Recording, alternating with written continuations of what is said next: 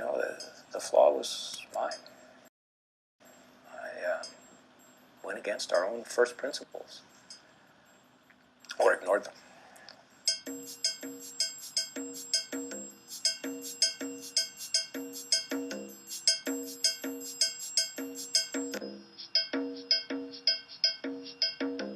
We had a global footprint. I mean, reasonably rapidly, in 2 to 3 years, we covered most of the developed world.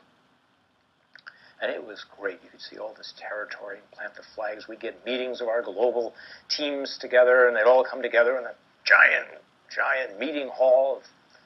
I'd go to the countries for press launches, and the press was all there saying, "Oh, you're such a big success in the U.S. Of course, this is going to be huge in our country." And we could launch. We could get the press. We could fill the channel. We could get initial revenues. The sales then slowed way down.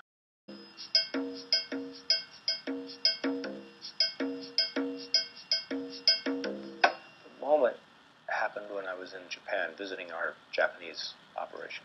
So we had 150 people. I was there for product meetings, marketing reviews, etc. At the end of that, we did an all hands. So I had all 150 people crammed into the biggest room we had there. And I give the big speech about the strategy and the plan and the dream and what we're doing in Japan, etc.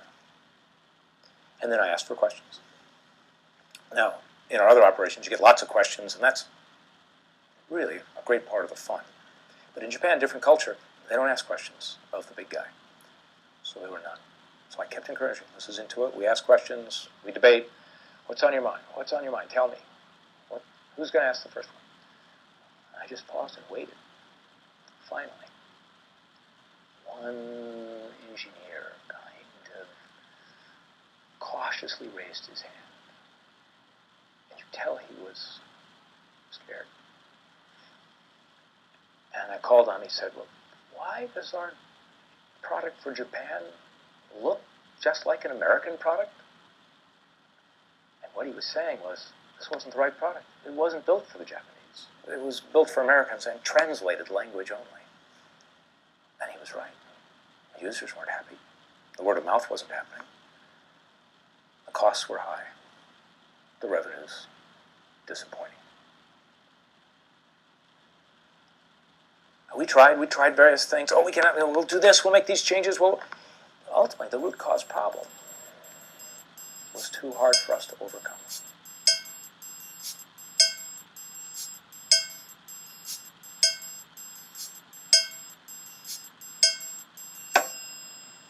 It appeared that this wasn't solvable by just better executing.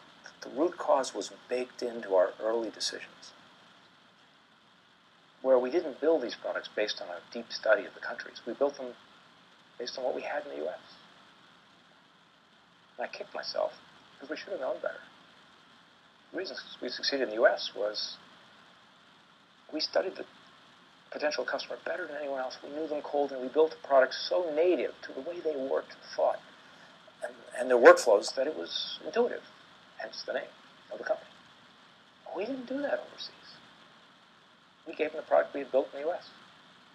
So we stayed away from global expansion for over a decade. Didn't touch it.